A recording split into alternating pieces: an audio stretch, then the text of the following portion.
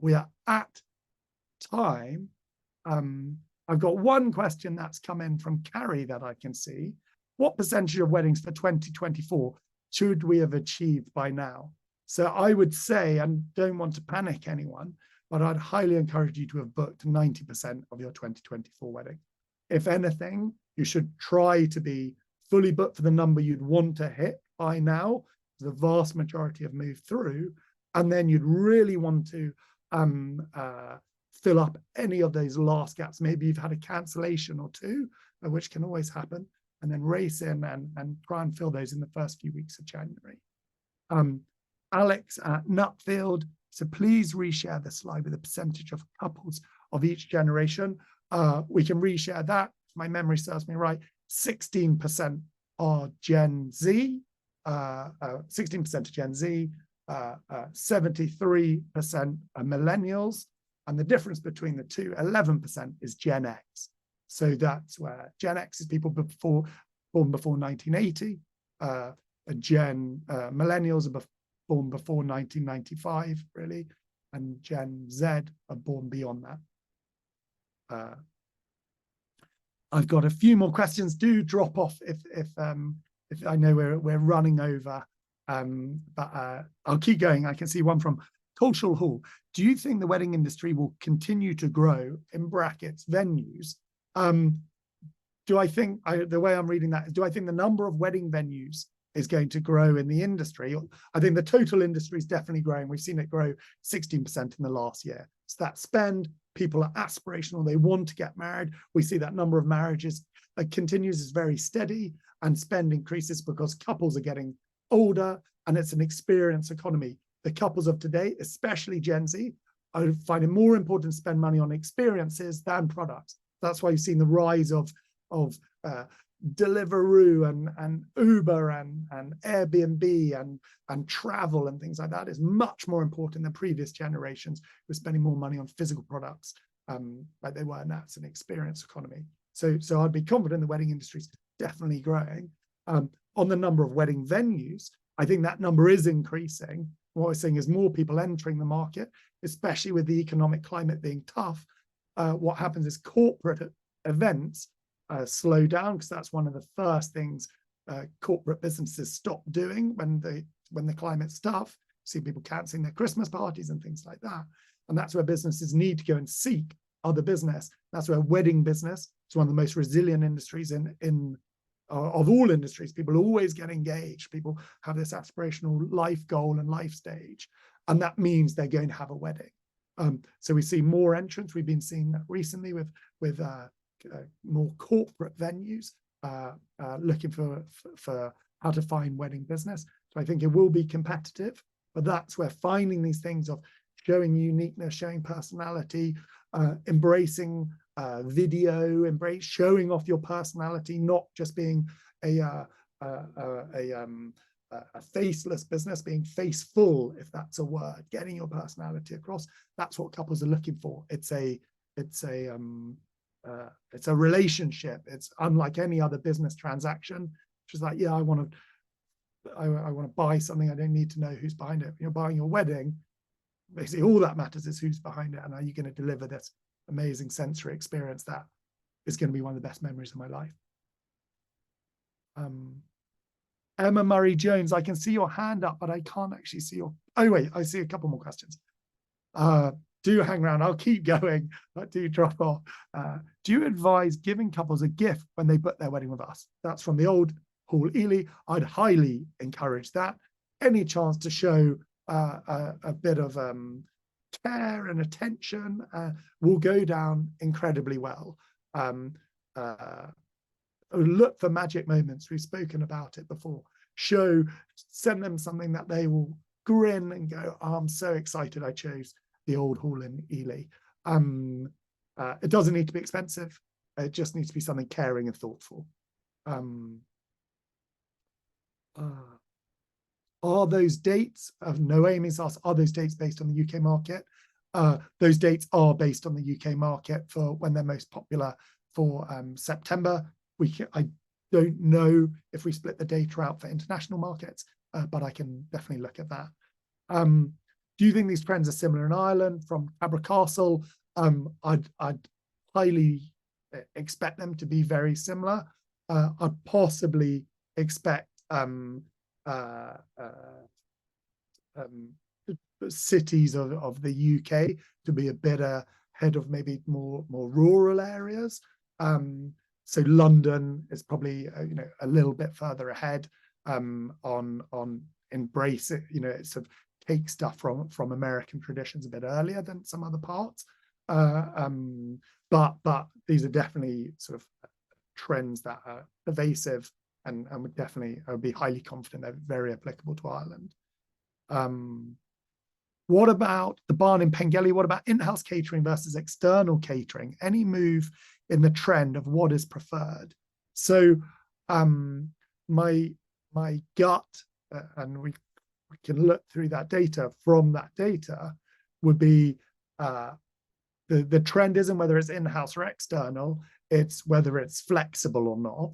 And couples want that flexibility and choice. As we just saw, they want, some people wanted some Korean speciality as their midnight treat, not expecting you to be able to do that or any in-house catering, but being able to have choice and diversity of preferences and everything, and cultural preferences is really important. So I'd probably recommend, if you have in-house catering, also having some external caterers you're happy to work with, where you're not able to go down maybe a cultural speciality, and then also being flexible to allow, if someone has a strong preference for something you're not able to do, finding a way to embrace that, because that opens you up more. Obviously, you have an in-house catering team, that can be challenging, letting anyone else in your kitchen. So it's operational complexity you have to think about, but trying to show that breadth of what's possible, so people can have that authentic personal experience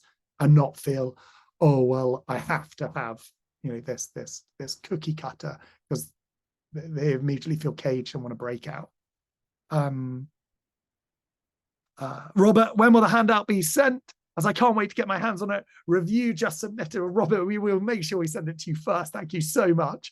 And we will be sending it out, I think, in the next 24, 48 hours. We always send a follow-up after this with the recording.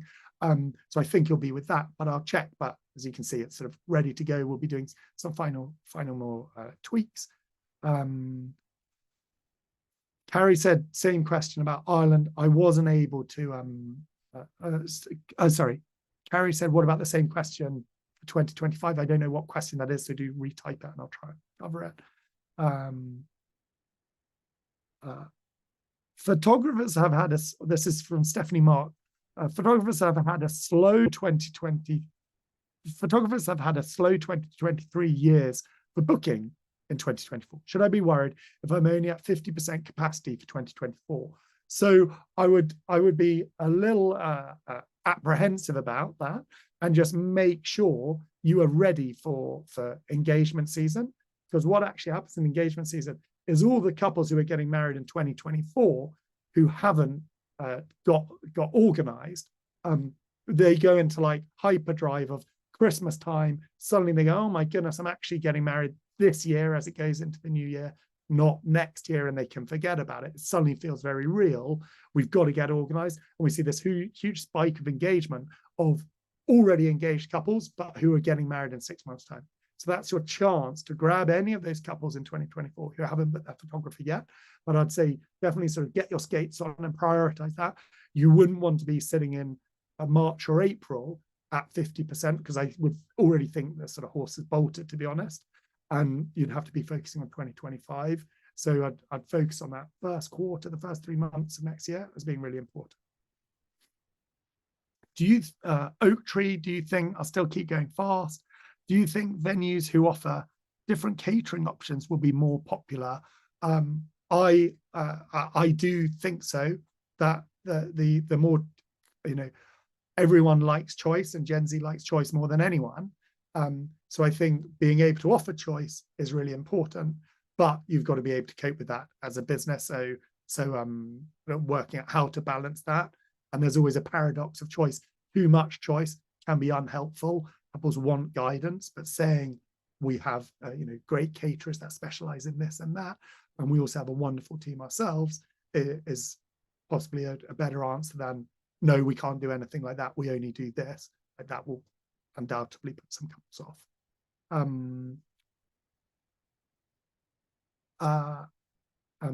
We've got a question about, have you noticed any trends from 2021 with regard to couples preferring to book abroad rather than UK? So is destination weddings on the rise?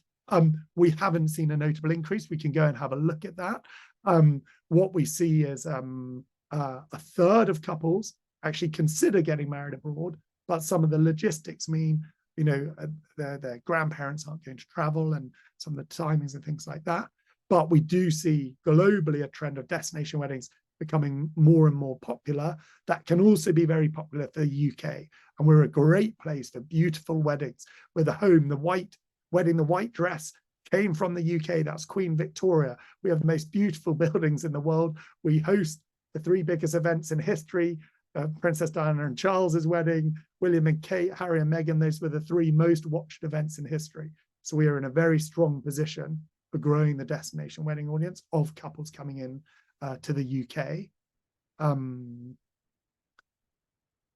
What percentage of weddings for 2025 should we have achieved by now? Asked by Carrie. That I'm forgetting my numbers now, but we will have a stat in there, and you just want to look at of already engaged couples, how many have already booked their venue for 2025. That's what you should naturally assume is the average you should already be at as those couples then move through. And that was one of the slides we already covered, but Carrie will have the answer there. Does your website allow inquiries for wedding related events? We don't do that yet, like hen do's and stag do's. We might think about it one day, but generally the couple isn't organizing their own hen do or stag do. It often goes off to the wedding party. So it's led by someone else, and we're very much focused on, the big day, the wedding. Right, 3 more questions. Sorry, going fast. The barn in Pengelly. What are looking to shift? We are looking to shift from external catering partners to in-house catering. Do you know any other venues who have done this successfully? I think lots of venues have done this successfully. Often it's new venues. When you launch, when you're doing less than a certain number of weddings a year, it doesn't make sense to have in-house catering, because then you have to obviously have a lot more full-time staff. And once you've reached that crossover point, then it makes more sense economically to bring catering in-house. That's where you have to balance that, obviously, is it's reducing choice. But I think from my recollection, we once had a consultant on this. And so where it's expected, if you do in-house catering, you will make about a 20% margin from the catering. If you're doing external catering and charging external caterers commission, make about 10%. So it's more lucrative, but it reduces choice. And that's where you have to find that balance with your audience, which is the right route for you. Often in-house catering works well for busier venues when they're not purely focused on weddings, because they have more regular business going on. So the catering staff can be doing coffee mornings and sandwich lunches, and maybe even running a bit of a restaurant, and then doing weddings, let's say, on the weekend, rather than the staff sitting there very empty through winter if it's a quieter venue. And then Gabor Varga, you've got the last question. Is there any data on castle weddings? How popular are they in the upcoming season? We can go and have a look at that data. I think it will be in the study. But I'd be highly confident that castle weddings are still extremely popular. That aspiration of a castle, of tradition, of grandeur, of that. It won't suit all couples. Some couples obviously want a more rustic boho, but when we look at tradition and a very reverent moment, obviously a castle is iconic for that. I'd have great confidence if you run a castle wedding venue that there is significant demand for it. I'll look through for any last questions. Is there a moving away from the classic sit-down 3-course meals from wedding breakfasts? I think there's a little bit of that. People like that flexibility. As we said, people are doing catering vans and this and that, but it depends on the style of the couple. Gabor, I know you've asked 2 questions there. You're a castle venue. I think it probably someone who books a castle venue's more focused on tradition and looking for that thing. So it's most likely they do want some more formality in their wedding. This won't be for everyone, but this is what I'd assume. And there is very likely they're going to want a formal sit-down dinner. Most likely you have a ballroom if you're a castle, and that's going to be amazing. And there's going to be candles and chandeliers and things like that. If you're doing a teepee wedding, food trucks and an amazing Argentinian, roast or whatever, where people are queuing up and it's more informal. It's probably maybe those 2 are more likely to go together. But again, ask your couples, get feedback, and be able to host something like that if it's really important to them. That might be great. You have a castle wedding, which should also have a big modern twist to it. Sounds exciting. Sounds like a load of fun. What are the color trends for 2025 is the last question. I wouldn't have exact answers on that, but we will ask soon. I think most of the couples who are getting married in 2025 are going to get engaged in the next 2 weeks. They haven't chosen their colors yet, but we will find out soon, and we'll be sharing that with you all. Let me look through it. Our couples booking first dance choreographers. Yes, we'll see some of that for some couples. I think we might have some data in that, but again, it will be bespoke for what, for each couple finding their thing, and you showing off why a choreographed first dance can be awesome. It's probably amazing to do that via video and getting your videos onto Bridebook and inspiring couples and persuading them that way. How popular are twilight trees? I think very popular. They're more sustainable. Often, as we saw, couples aren't doing confetti. A famous shot now is sparklers at the end of the night. I think twilight trees can be fantastic for that. Obviously, they're very transportable, so save a bit of money as well sometimes than trying to do fresh. I think that's definitely popular. Are weddings generally becoming smaller in number of guests who attend? There's a bifurcation there where older couples will have smaller guests, especially if it's a second marriage. Younger couples, due to social media and because they're older, were naturally getting married older, the modern cohort, have a much larger group of friends. So social media allows you to stay in touch with people forever, even if you've only met them once, which obviously didn't used to be the case. So that number we do see increasing, and with the chance of doing evening guests and things like that, those numbers do grow. Please share the presentation. We're going to be doing that. And do you have any data about how much in advance couples choose their jewelry and bespoke wedding rings? We do have some slides in the presentation about jewelry, I know. So I will stop there. I don't know if there are any more questions. If you've haven't had a chance to give us a Trustpilot review, I'd enormously appreciate that. Do take just scan it on your phone. And but most of all, it's a massive happy Christmas. And if you're celebrating Christmas, happy holidays. You're getting to have a break. I hope you are. And well done. A chance to reflect on the year end. Get those couples you did a brilliant job for writing reviews for you, and get ready for all those couples you're going to bring a lot of joy to next year. And we're always here to help. We want you to thrive. Absolutely wishing you and your families a brilliant year ahead. And thank you so much. Happy holidays.